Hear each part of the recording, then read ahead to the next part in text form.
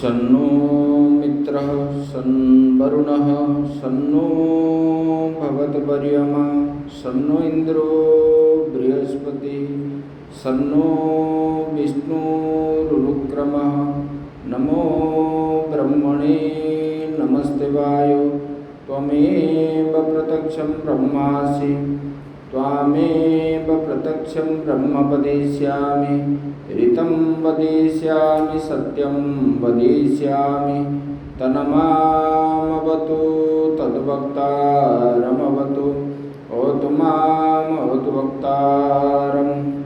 ॐ शान्तिः शान्तिः शान्तिः। शङ्करं शङ्कराचार्यं केशवं बादरायणं सूत्रभाष्यकृतो वन्दे भगवन्तौ पुनः पुनः।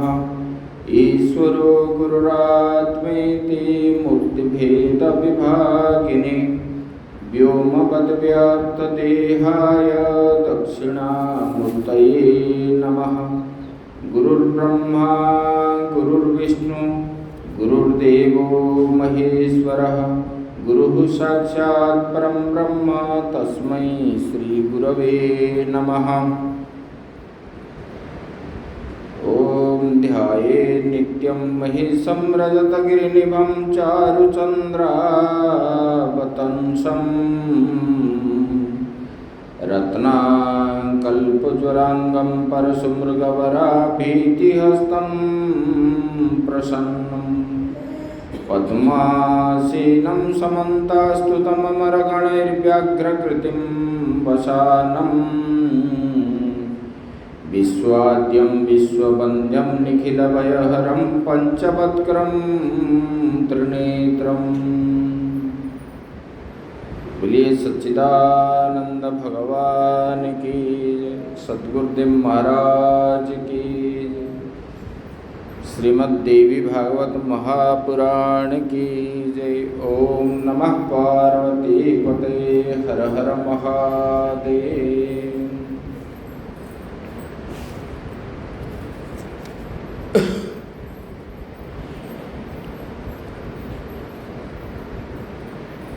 परम ब्रह्म परमात्मा के असीम कृपा से चतुर्मास के अवसर पर हम लोग ये देवी भागवत की कथा श्रवण कर रहे हैं। तो इसमें कल तक हम श्रवण कर रहे थे तो व्यासदेव जी ने सुखदेव जी का जन्म के विषय में हम श्रवण किए। अरणि से वो उत्पन्न हुए। अरणि मतलब यज्ञ के लिए जो अग्नि निकालते हैं उसी को बोलते हैं अरणि। और ये उनका तेज भी जो है अग्नि जैसे है सुखदेव जी का। और सुखदेव जी जन्म होने के बाद जैसे आप लोगों के मन में आता है घर में पुत्र उत्पन्न हो जाने के बाद फिर आप क्या सोचते हो? वो पढ़ाई लिखाई भी हो, योग्यता बन जाए। पढ़ाई के बाद फिर सोचते हो कि शादी करें। ऐसे तो ये जो है व्यासदेव जी के मन में भी यही आया, क्योंकि उन्होंने कुल धर्म रक्षा करने के लिए ही पुत्र को उत्पन्न किए। पुत्र और शिष्य का धर्म होता है धर्म पालन करना, ये नहीं कि सेवा करने के लिए। सेवा तो करना है, धर्म का पालन करना चाहिए। हर व्यक्ति 3 ऋण रहता है, पितृ ऋण, देव ऋण और ऋषि ऋण। यही है हर व्यक्ति के लिए। तो उन्होंने यज्ञ आदि करके, पूजा पाठ करके देवता ऋण हो जाता है। पितृ ऋण जो है पिंडदान करने पर पितृ ऋण से मुक्त होता है। पुत्र उत्पन्न होता है पिंडदान के लिए। आजकल लोग क्या बोलते हैं, हम तो जाके वहाँ पिंडदान करके आ गए बद्रीनाथ में, और क्यों श्राद्ध करना है। तो आप लोग भी एक दिन खा जाओ, फिर साल भर ऐसे रहो, नहीं चलेगा। उसी में दोष लगता है। हमारा जैसे एक दिन होता है, ऐसे पितरों का भी एक साल में एक दिन होता है। हमारा जैसे आज गया कल आया, दूसरा दिन हुआ, इसी प्रकार आज आप लोगों ने दिए, एक साल के बाद उनका जो है उनका दूसरा दिन है। उनका जो है एक साल में एक दिन होता है। और वो आते हैं, भोजन करने के लिए आएंगे, फिर वापस चले जाएंगे। जब पितर लोग, ये आपको मालूम नहीं पड़ता, जो पितृपक्ष में पितरों के लिए अर्घ्य दान करना चाहिए, जल में तिल डाल करके, जो सूर्य अर्घ्य आदि देते हैं ना, वो देना चाहिए। और जो है उनके दिन में श्राद्ध करना चाहिए। जिस तिथि में उनका शरीर छोड़ा उसी तिथि में ही करना चाहिए, डेट में नहीं है, तिथि में होना चाहिए। और पिंडदान होना चाहिए। फिर जो है आश्विन पितृपक्ष अमावस्या के दिन सब पितरों को पिंडदान किया जाता है। और दिवाली के दिन रात्रि को सायंकाल दीपदान किया जाता है। पितरों को बुलाते हैं पितृपक्ष में और उसको विदाई करते हैं दिवाली के दिन। 1 महीना रहते हैं। तो इसी प्रकार करने पर ही पितृ ऋण से वो मुक्त होता है। पितरों को आप महाभारत पढ़े नहीं, महाभारत में आया है, जरत्कारु जब उत्पन्न हुआ पितरों के लिए, उनके पिताजी जब देखे उनका संतान नहीं हुआ रहा था, तब उन्होंने, उनके पितरों जो है बड़ा असंतोष में घूम रहे थे, वो त्रिकालदर्शी थे। और उन्होंने जब देखे तब उनको जो है उन्होंने शादी की, फिर जो है पुत्र उत्पन्न हुआ। उनके पितर जो है उनको पानी जल प्राप्त होता है। देखो, जो दीक्षा नहीं लेता, पितरों को पानी देने पर भी वो पानी नहीं प्राप्त होता है। शादी से पहले ही दीक्षा लेना चाहिए और पति पत्नी दोनों ने लेना चाहिए। और जो है पितरों को पिंडदान भी जो है इस प्रकार होता है। ऐसे नहीं करते, बोलते हैं कि हम तो ब्रह्म कपाली में करके आ गए, वो तो मुक्ति हो गई। तो आप जैसे करोगे आपको भी बच्चे ऐसे करेंगे।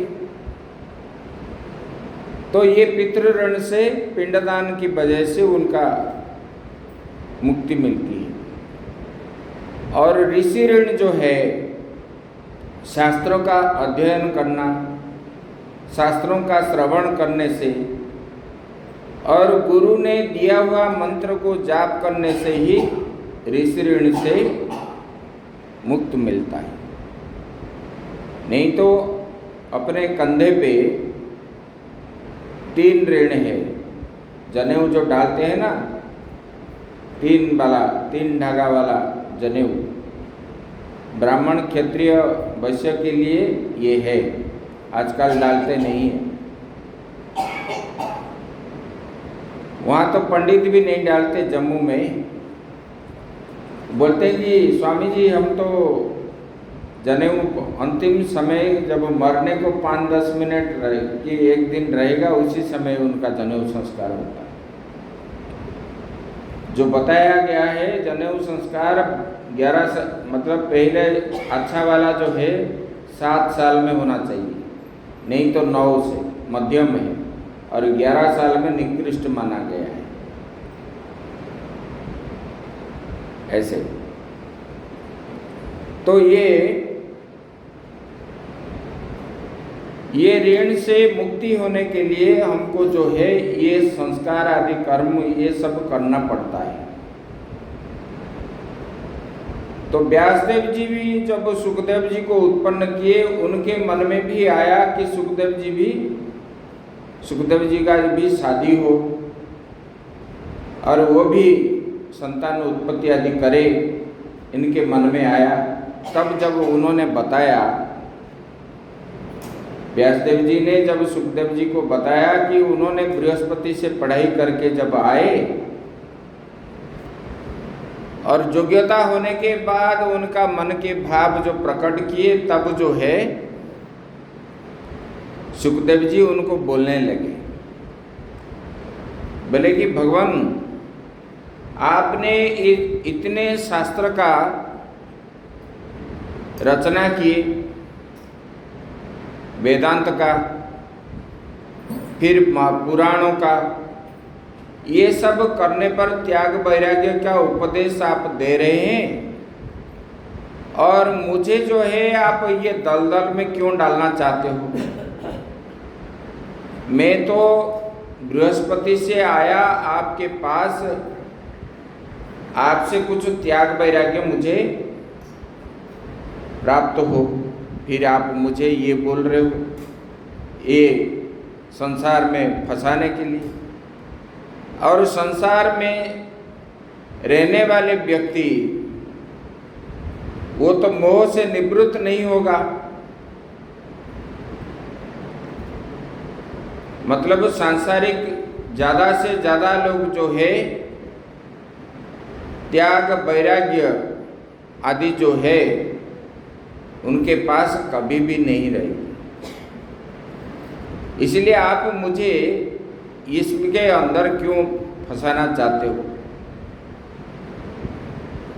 आगे इस पर बोलते हैं, नाहं गृहं करिष्यामि दुःखदं सर्वदा पिता बागुरा सदृशं नित्यं बंधनं सर्वदेहिनां।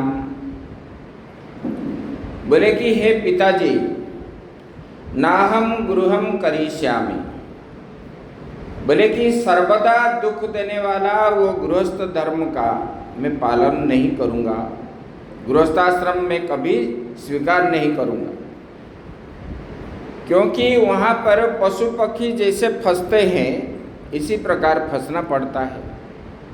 आप भागवत में सुने हो कबूतर की कहानी। ये जो है एक वृक्ष में 2 पक्षी रहते थे और कुछ दिनों के बाद एक साथ चरने के लिए जाते थे, फिर उधर से खा पी करके आगे अपने घोंसले में सोते थे। एक दिन क्या हुआ, कुछ दिनों के बाद उनकी पत्नी जो है अंडा देने लगी, और अंडा जो है कुछ दिनों के बाद वो पक्षी शावक होने लगे। फिर ये पक्षी शावक को देख करके पति पत्नी दोनों बड़ा आनंद होने लगे और उन लोगों के साथ खेलते ये करते इसी प्रकार होते रहे। माँ बाप को होता है ना बच्चा जब तोतली बानी बोलती है तो माँ बाप और रिश्तेदार जो है कितना खुश होते हैं, जैसे कि उनको स्वर्ग की सुख प्राप्त हो रहा है अभी। तो ऐसे ये पक्षियों को भी है, और उन्होंने रोज उनके लिए ढूंढ ढूंढ करके बढ़िया बढ़िया भोजन ला करके उनको खिलाते थे। एक दिन व्याध आया और देखा ऊपर में घोंसले में पक्षी है और थोड़ा थोड़ा उड़ने वाले हैं, पक्षी ज़्यादा बड़े नहीं हुए। तब उन्होंने खाद डाल, अपना भोजन डाल दिया पक्षियों का, और ऊपर में जाल बिछा दिया, और नीचे बिछा हुआ जाल के अंदर जो भोजन देख करके ये पक्षी शावक जो है आसक्ति हो करके गए और वहाँ जाल में फंस गए। माता पिता जब बाहर से भोजन लेके आए, जब देखे तो घोंसले में बच्चे नहीं हैं, तब जो है जोर जोर से चिल्लाने लगे। मतलब जैसे आप लोग बच्चों को आवाज़ दे करके बुलाते हो, उनका भी बुलाने का ऐसा होता होगा। तब देखे आए नहीं, इधर उधर देखने लगे। जब नीचे देखे तो वो बंधन में फंसे हुए हैं, और उसको देख कर के दोनों बड़ा दुखी हुए, और रोते रोते माता भी उनमें फंस गई। बोले कि मेरे बच्चे जब मर रहे हैं तो मैं क्या करूं जी के, मैं भी मरूं। और जब पत्नी चली गई तो पति ने भी बोला कि हमने एक साथ इतने दिन रहे, मिलके रहे, और मिलके हम घूमने के लिए जाते थे, वापस आते थे, और ये घोंसले में इकट्ठा रहते थे। मैं अभी अकेला कैसे रहूं, इनके बिना मैं जीवित नहीं रह सकूंगा। तब उन्होंने भी बोले कि मेरा भी ये जीवन क्या होगा, मैं भी इनके साथ मर जाता हूँ। तो एक साथ व्याध के जाल में सब परिवार आ गए। और इसी प्रकार जो आसक्ति करता है जीव किसी भी वस्तु पर, चाहे धन पर हो, पुत्र पर हो, उपाधि पर हो, ऐसे व्याध के जाल में पक्षियों ने जैसे फंसते हैं, इसी प्रकार फंसते हैं जीव संसार में। कोई किसी को फंसाता नहीं है। अपने अंदर मन के ना इंद्रिय भी आगे बताएंगे इसमें, ये मन का ही खेल है। मन के कारण ही जीव जो है सुख दुख आदि जो है ये मन का विलास है ये। और मन के अंदर अगर उत्पन्न हो गया तब जो है जीव फंसते हैं। तब इसी प्रकार दुख भोगते हैं। सुखदेव जी बताते हैं, बोले कि देखिए, बोले कि दुखदम सर्वदा पिता, बोले कि ये गृहस्थाश्रम में कभी सुख नहीं है, हर समय दुख ही दुख है। और मानव के लिए ये हर समय बंधन का कारण है। बंधनम सर्वदेहिनाम, बोले कि ये बंधन का कारण है, जाल के समान है, इसलिए मैंने नहीं करता। और आगे बताते हैं, बोले कि हे तात, धन चिंता तुराणाम ही क्व सुखम तात दृश्यते, स्वतः नहीं खलु पीड्यन्ते निर्धना लोलुपा जनः। जैसे कि सुबह होते ही रात को ही चिंतन करते, कल हम कैसे खाएंगे, कैसे रहेंगे, कहाँ जाएंगे, कल का मेनू तैयार करते हो ना। जिनके पास पैसा नहीं है, पैसा की चिंता भी करता है। बोले कि इस प्रकार धन चिंता आतुराणाम, आतुर हो करके व्याकुल होता है जीव धन की चिंता में। हाय टंका बोलते हो कि नहीं? भगवान का चिंता छोड़ देते हो उस समय। पैसा के आगे और नियम फियम सब टूट जाता है। बोले कि ये धन को ही सुख मानते हैं लोग और धन के पीछे दौड़ते हैं, बल्कि निर्धन और लोभ के वशीभूत होकर के अपने ही परिवारजनों द्वारा सर्वदा कष्ट पाते हैं। जिनके पास धन नहीं है वो मनुष्य क्या है, अपने परिवार को चलाने के लिए हर समय दुखी होकर के ही काम करता है। पशु जैसे कोई रिक्शा चलाता है, कोई बिना खाए पिए पशु जैसे, बैल को जैसे तेली क्या करता है, कोल्हू घुमाता है ना, और बैल को लेकर के जाता है, कोल्हू में जोत देता है और उनका आंख बंद कर देता है और एक राउंड घूमने के बाद उसको क्या करता है, खाद एक टुकड़ा दे देता है, चने का या तिल का। ये खाद उनको बड़ा पसंद है और वो दूसरे बार फिर घुमा के लाएगा, फिर देगा, फिर तीसरे बार ले आएगा, फिर दे देगा। उसके बाद वो घूमता रहेगा, तेली चला जाएगा। ये मतलब पूरा उनका जितना है डाल के उधर चला जाएगा और वो अपना जाके काम करते करते वो काम जब खत्म होगा, उनको मालूम है कितने बजे तक होगा, वो तब तक आएगा। ये खाने की इच्छा से बैल क्या है, हमको मिलेगा। ये स्वादु के लिए जीवा के लालच में आकर के जीव जो है बंधन में फंसता है। मछली इंद्रियों के वशीभूत हो करके, मछली क्या है, मछली को पकड़ के अपना जीवन खोना पड़ता है। और हिरण जो है सुनने के लिए आता है और उनको पकड़ के लोग वध करते हैं। इसी प्रकार जीव जो है, कुत्ता भी जीवा के लालसा में आता है तो उनको दुख ही मिलता है, डंडा मिलता है। घोड़े भी, गधे भी अपने इंद्रिय सुख भोगने के लिए जो दौड़ते हैं उनको दुख का ही प्राप्त होता है, सुख कभी प्राप्त नहीं होता है।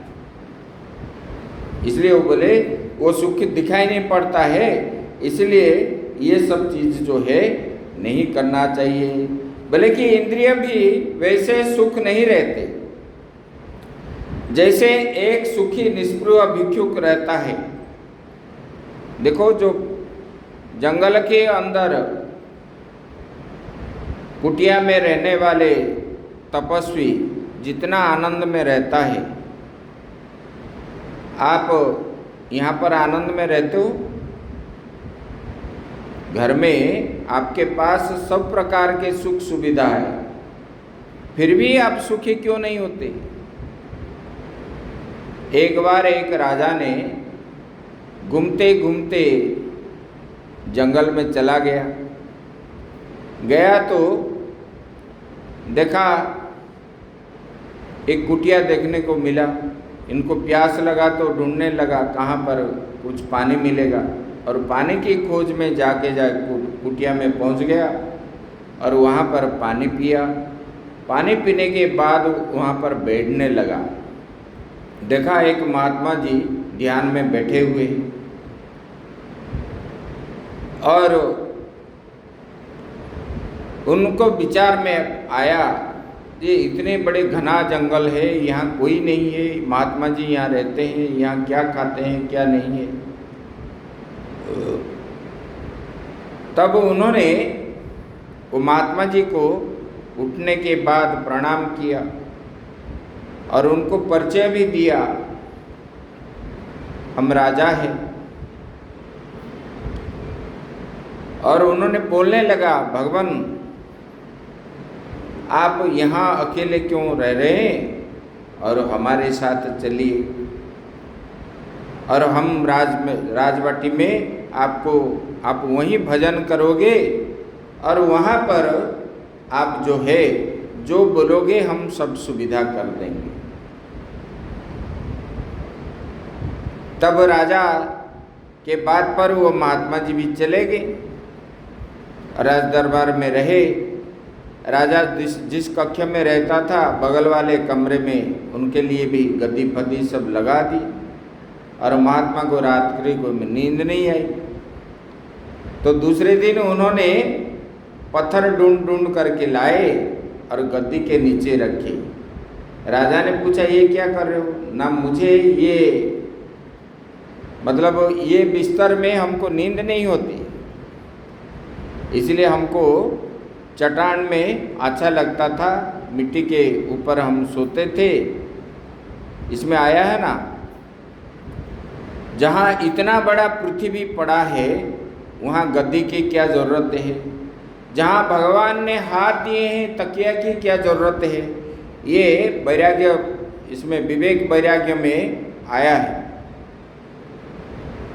ऐसे महात्मा लोग वहाँ पर जाके दुखी होने लगे, तब उन्होंने उधर से आने के लिए सोच रहे, और मतलब ये कहने का मतलब है जहाँ कुटिया में जंगल में रहने वाले जोगी जो है जितना सुख में है, धन धान्य से परिपूर्ण होने पर भी जीव को यहाँ संसार में कभी सुखी नहीं है। सुखदेव जी बता रहे हैं, बोले कि ये जो है भला इस संसार में 3 लोगों का वैभव पा करके उसको तो नींद नहीं होगा। ज़्यादा धन मिल गया तो उनको नींद नहीं होगी, जब नींद नहीं होगी तो सुख कहाँ है? और हर समय अंदर भय भी रहता है, चोर आएगा, ये आएगा, वो आएगा, फिर ये सब है, हर युग में यही है। इसलिए बोलते हैं आप मुझे इसमें मत फंसाइए। तपंतम तापसम दृष्ट्वा माधव दुखितो भवन् विघ्नान् बहुविधानस्य करोति च दिवसपति। बोले कि किस तपस्वी को तप करते हुए देख करके स्वर्गलोकों के इंद्र भी जो है जलन होता है उनको, वो भी चिंतित करता है, क्योंकि इंद्र को तो सब प्रकार के सुखी है, वो सब प्रकार के भोग उनके पास है। फिर भी जो है तपस्वी जब तपस्या करता है तो इंद्र सोचने लगता है कि मेरा इंद्रपद तो ना ले। उसके तप में अनेक प्रकार के विघ्न डालते हैं, एक दूसरे से। इसी प्रकार जिनके पास धन है वो गरीब को अत्याचार करता है। ऐसे ये संसार की बात वो बता रहे हैं। बोले कि देखो भगवान विष्णु भी सुखी नहीं है, गोलोक धाम में वो भी सुखी नहीं है। सुखदेव जी बता रहे हैं, बोले कि वो निरंतर जो है जिनसे ये सृष्टि उत्पन्न हुई है उन्हीं का ही चिंतन करते हैं, ध्यान में रहते हैं। और भगवान शंकर भी कभी सुखी नहीं है, उन्होंने भी ध्यान में हर समय बैठते हैं। बोले कि हे तात कदाचिन सुखी से ते धनवान अपि लोलुप निर्धनस्तु कथम तात सुखम प्राप्नोति मानवः। बोले कि धनवान होने पर भी लोभी मनुष्य जो है कभी सुखपूर्वक नहीं रहता, क्योंकि वो चाहता है कि और मुझे मिले और मिले और मिले। इसी प्रकार बोले कि लोभी जो होता है ना, वो लोभी कभी शांति उनको में नहीं मिलता। इसलिए हे महाभाग, यह जानते हुए भी आपने मुझे उत्पन्न करके आप त्याग वैराग्य का उपदेश देने वाले हो, फिर भी मुझे ये महाभयानक संसार में क्यों लगा रहने के लिए चाहते हो। और बोले कि हे पिताजी, जन्म दुखम जरा दुखम दुखम च मरणे तथा गर्भवास पुनर्दुखम विष्टमूत्र मये पितः। बोले कि भगवान ये जन्म होना भी दुख है, क्योंकि शरीर बड़ा है और गर्भ से निकालने का द्वार भी छोटा है और उसी समय बड़ा कष्ट होता है। जन्म होना दुख है और जरावस्था भी, वृद्धावस्था भी बड़ा दुख है, क्योंकि कोई इंद्रियां काम नहीं करेगा, चल नहीं पाएंगे, बैठ नहीं पाएंगे, देख नहीं पाएंगे, सुन नहीं पाएंगे, ये जरा भी दुख है। और मृत्यु भी और दुख है। किस लिए दुखी होते हैं? अरे सब लोग रहेंगे, मैं चला जाऊंगा, इसकी वजह से संसार के प्रति जो आसक्ति है, मैं इतना धन कमाया, ये घर बनाया, ये सब किया, इसको छोड़ के मैं जाऊंगा, इससे तो लोग ज्यादा दुखी होते हैं। बोले कि सुख कहाँ है? जब गर्भावस्था में भी हम रहते हैं, भागवत में आप लोग सुने हुए हो बहुत बार, गर्भ में जब शिशु रहता है तो वहां पर भी माँ के गर्भ जो है नरक ही है, नरक के अंदर ही हम रहे। बोले कि ये विष्ठा मूत्र के अंदर ही हम रहते हैं, भरे हुए गर्भ में दुख सहन करना पड़ता है, उससे भी अधिक दुख जो है, बोले कि ये दुख कुछ नहीं है। लेकिन यहाँ जन्म होने के बाद मन के अंदर जो तृष्णा होता है, जो लोभ होता है, ये लोभ जो है उसी से जो उत्पन्न होता है वो दुख ज्यादा है। जब आपको किस चीज के ऊपर आसक्ति हो गई, नहीं मिलने पर आप एक स्थान में चैन से बैठ नहीं पाओगे, वो दुख तो आप सहन कर लोगे, लेकिन ये दुख जो है आपको बहुत पीड़ा देता है, क्योंकि आप हर समय चाहोगे मुझे प्राप्त हो।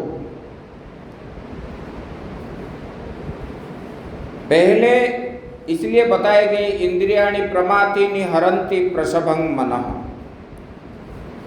मन जब इंद्रियों के अंदर वशीभूत हो गया, इंद्रियों के अधीन हो गया, पहले कोई भी वस्तु को पहले आंख देखता है, और आंख के द्वारा जब देख लेते हो तो लोगे कि नहीं लोगे, तो वो संकल्प विकल्प करते हो, लेने से क्या फायदा है, नहीं लेने से क्या फायदा है। तो फिर देखते हो कि हमारे पास पैसा है कि नहीं, जब है तो ले आते हो, जब नहीं है तो नहीं लाते।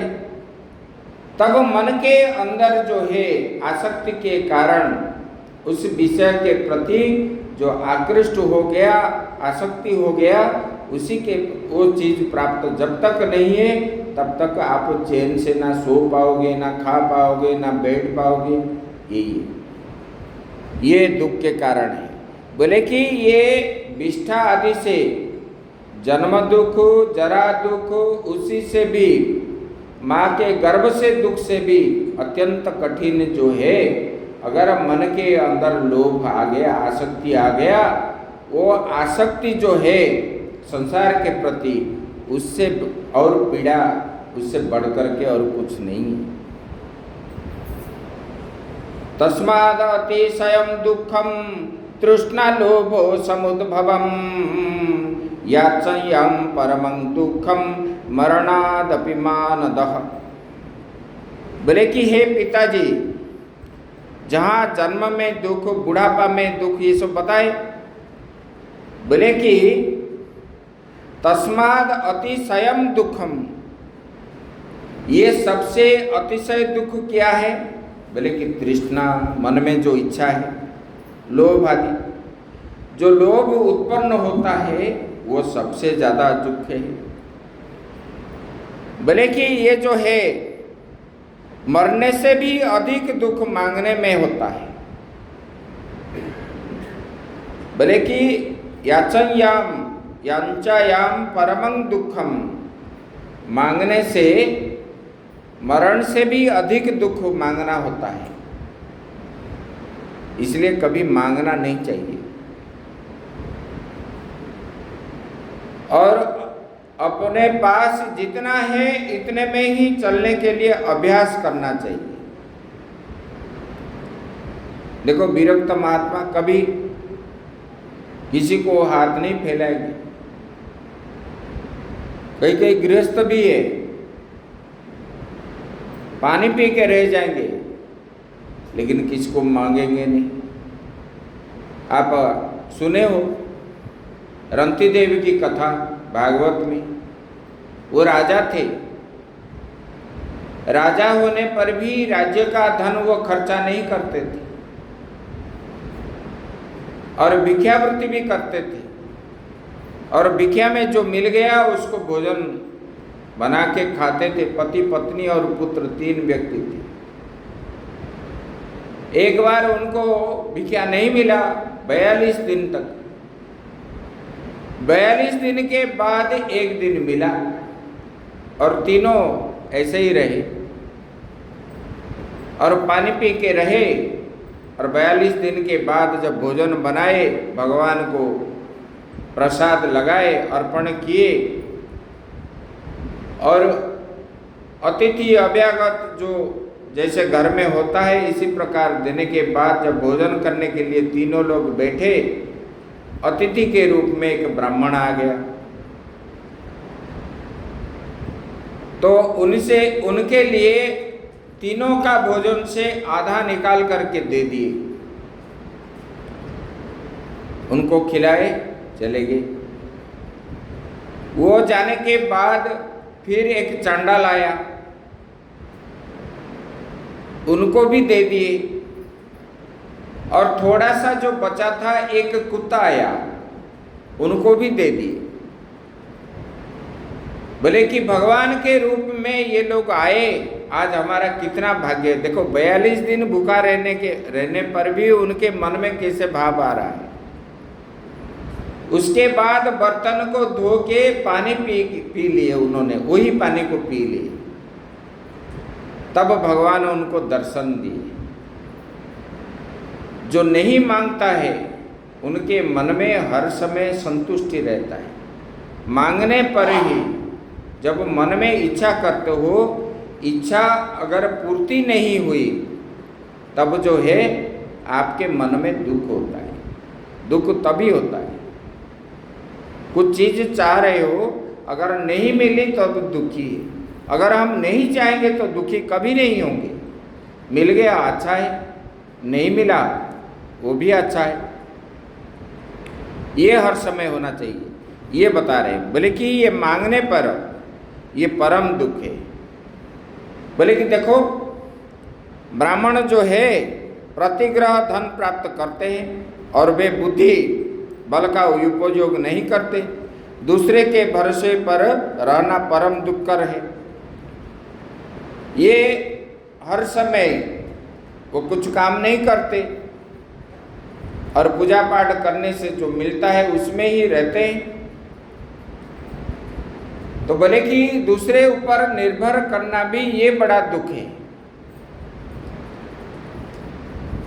ये जो है, बोले कि हे पिताजी, भार्या पुत्र पौत्र बड़े कुटुंब के पालन में अनेक कष्ट सहन करना पड़ता है और ये संसार में दिखता है, इसलिए हम ये कर्म नहीं करेंगे।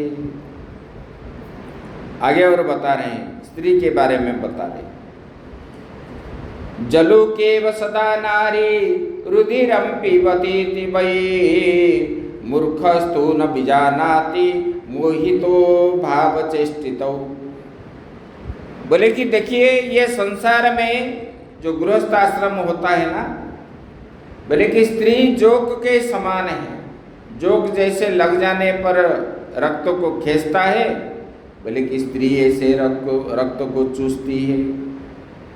बोले कि जिससे बुद्धिहीन मनुष्य उसकी भावपूर्ण चेष्टाओं से मोहित होने के कारण वो नहीं जान पाता। वो उनके पास मोहित हो करके, स्त्री के अधीन हो करके, वो स्त्री जैसे बोलेगी वो इसी प्रकार कर्म करता है। वो नहीं जानता है कि इसमें मुझे दुख हो रहा है। वो तो बोलता है कि ये स्त्री की वजह से मुझे स्वर्ग की प्राप्ति होती है, सुख प्राप्ति होती है। वो बता रहे। भोगैर्वीर्यं धनं पूर्णं मनः कुटिलभाषणैः कान्ता हरति सर्वस्वं कस्तेनस्तादृशो परः।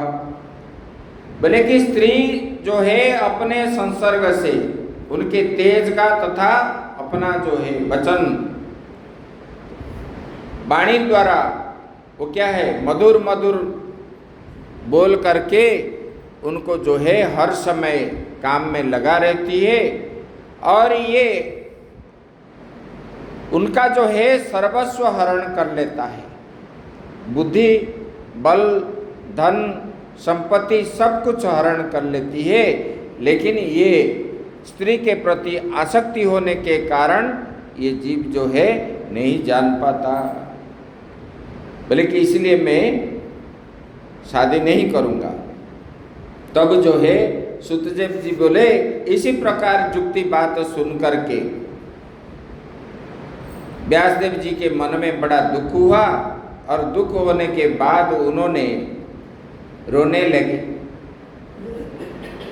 जब रोने लगे तब जो है सुखदेव जी देखे पिताजी रो रहे, तब जो है उन्होंने शोचितं पितरं दृष्ट्वा दीनं शोक परिप्लुतम् उवाच पितरं व्यासं विस्मयोत्फुल्लोचनः। बोले कि जब ये दुखी हो करके व्यासदेव जी जब रोने लगे, तब जो है सुखदेव जी अपने पिता व्यास जी से बोले कि हे पिताजी, ये माया कितनी प्रबल है, जिसके ये वेदांत दर्शन के प्रणेता आप हो, आप त्याग वैराग्य का उपदेश देने वाले हो, फिर आप जो है इस माया में फंस करके रो रहे हो। ये बताए। बोले कि ये माया बड़ा ठगनी है। न जाने का चसा माया किंस्त्वसातीव दुष्करा या मोहो यति विद्वांसम व्यास सत्यवती सुतम। बोले कि ये माया किसी प्रकार है, बड़ा दुष्कर है। इतने बड़े विद्वान व्यासदेव जी जो है, व्यास बोले कि विद्वांसम व्यास सत्यवती सुतम।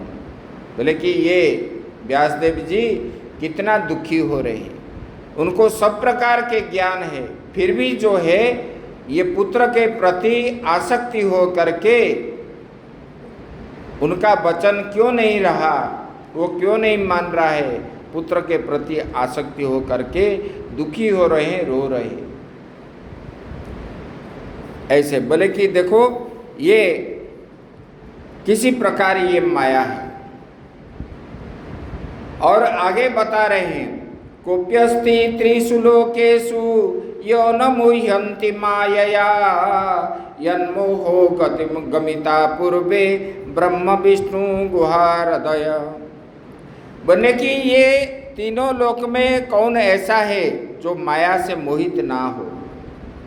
बोले कि ये पिताजी, ये ब्रह्मा भी है, विष्णु भी है और शिव जी भी है। ये सब जो है ये माया सबको अपने बस में करके रखा है।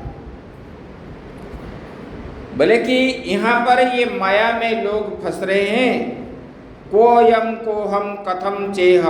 बोले कि देखो ये व्यास आप कौन हो, मैं कौन हूँ। ये शरीर के माध्यम से हम रिश्ता नाता जोड़ करके बोलते हैं कि ये मेरा बेटा है, ये मेरा पोता है, ये मेरा पुत्री है, ये मेरा स्वामी है, ये मेरा स्त्री है। बोले कि ये कोई किसी का है ही नहीं। बोले कि शरीर में पिता पुत्र का भाव कहाँ से आया, जब आत्मा से नहीं है तब शरीर से कहाँ आया। सुखदेव जी बता रहे हैं। बोले कि ये जो है संसार की माया जो है, माया के वशवर्ती हो करके लोग एक दूसरे से जो है ऐसे लगा रहते हैं, इसी प्रकार उन्होंने बोलने लगे। और उसके बाद बोले कि देखो, व्यासदेव जी बोले, बेटा मैं इसलिए दुखी हूं, आप जो है ये संसार की धर्म की रक्षा करो, क्योंकि ब्रह्मचारी के बाद गृहस्थाश्रम, गृहस्थ में वानप्रस्थ, वानप्रस्थ में के बाद सन्यास है। और जो है ये जब बोलने लगे तब बताते हैं, क्षुधा निवृत्तिर्भक्षेण न पुत्र दर्शनन्य च पिपासा जलपानेन याति नैवात्मजेक्षणात्। बोले कि भोजन से भूख मिटती है, भोजन देखने पर भूख नहीं मिटती, पुत्र के देखने से नहीं है, प्यास भी जल पीने पर प्यास जो है बुझ जाती है, और पुत्र दर्शन से नहीं है। इस व्यासदेव जी बोल रहे हैं, बोले कि इसी प्रकार, बोले कि ये पुष्प का जो सुगंध है वह आघ्राण करने पर ही उनका सुगंध, देखने पर नहीं होता है। बोले कि मैं आप, सुखदेव जी बता रहे हैं, बोले कि मैं आपके लिए क्या करूं, आप बताइए।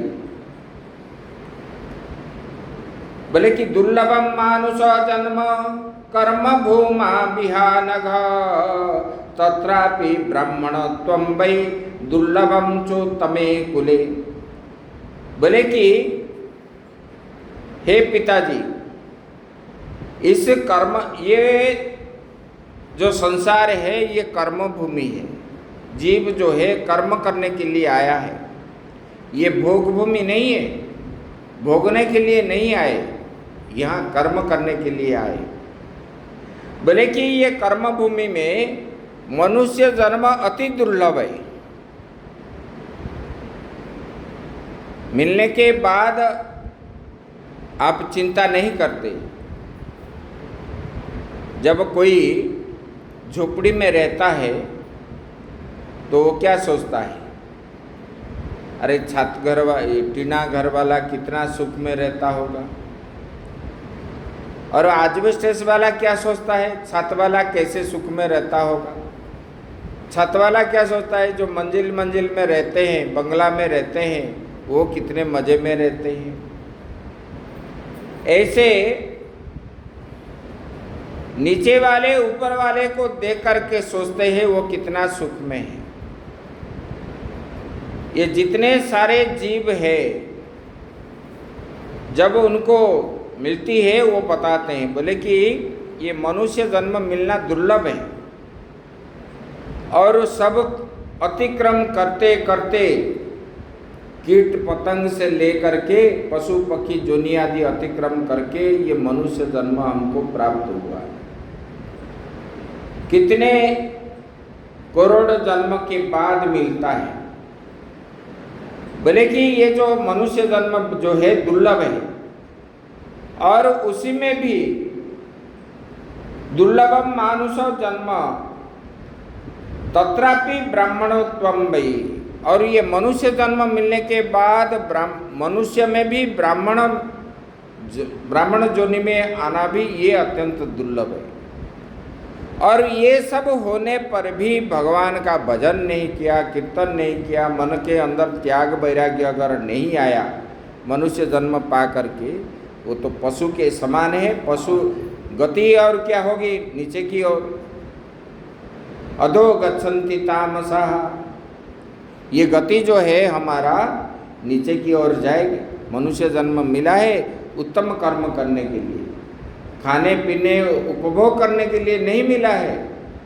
जीवन तो ऐसे बिता दिए आप सब लोग, तो इसलिए ये जीवन मिला है भगवान का भजन करना, कीर्तन करना, उत्तम कर्म करने के लिए हम आए हैं। ऐसा नहीं कि अपना कर्म छोड़ करके, जो पेट पालने का कर्म है, क्योंकि ये शरीर जो है,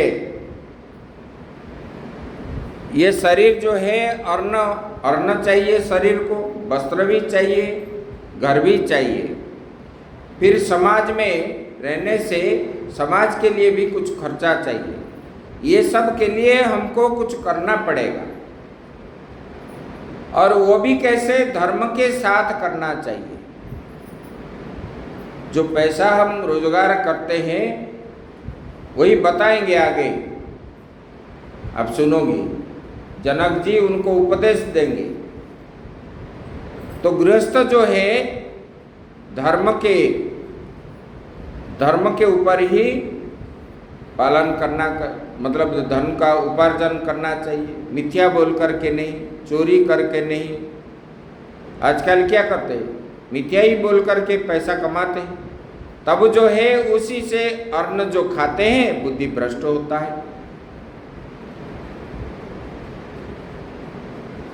देखो बोलते हैं महात्मा लोग खराब हो जाते हैं। आप लोगों के द्वारा ही महात्मा खराब होते हैं। उनके तो पूर्व प्रारब्ध से महात्मा बना, और आप लोग खिलाना पिलाने का काम आपका है। आप अगर शुद्ध सात्विक भोजन कराओगे तो महात्मा के अंदर शुद्ध सात्विक बुद्धि होगी, और आप जो है विपरीत कर्म करके खिलाओगे तो उनको भी ऐसे ही, और भोग विलास में आप लोग डालते हो। ऐसे अपने संतान को भी बचपन से त्याग वैराग्य का शिक्षा देना चाहिए। देखो ध्रुव जी को माता सुनीति ने कैसे शिक्षा दी? वो भगवान को प्राप्त हो गए। जब भगवान प्राप्त हो गए तो वो अपने आप चक्रवर्ती सम्राट बन गए। पिता के गोद में बैठने के लिए जिनको नहीं मिल रहा था राजा होने पर भी, और इनको जो है सारा पृथ्वी का सम्राट बन गए। अरे जिनको प्राप्त करने से हमको सब प्रकार के सुख सुविधा अपने आप प्राप्त हो जाएगा, मांगने को नहीं पड़ेगा। उसके शरण में जाओ। भिखारी को भीख मांगोगे तो क्या मिलेगा? ये संसार में सब लोग भिखारी है, कोई छोटा भिखारी है, कोई बड़ा भिखारी है।